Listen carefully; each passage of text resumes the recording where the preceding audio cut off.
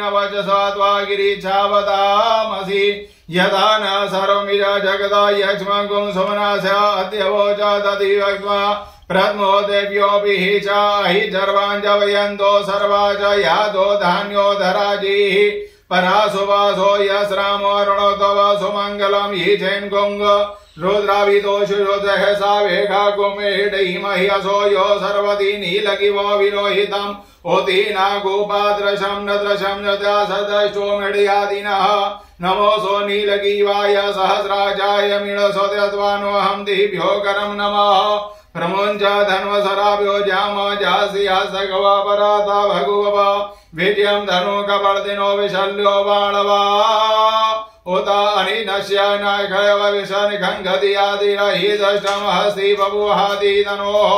तयाश्मानं विश्वतक्ष्मया यक्ष्मया परिवजा परिति धन्वनो हि धीरस्मान् व्यक्तो विश्वता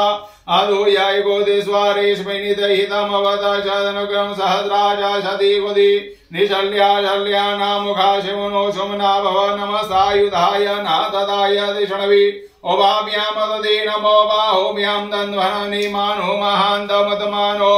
अर्भकं मानुषन्दमतमानुचितं मानोवतिः पितरं मोदमानं प्रियासन्वो रुद्रारिरिकः मानसो गीतनहि मानायुषि मानो घोषुमानो श्रीगोरिरिका मानो विरान रुद्रभामिनो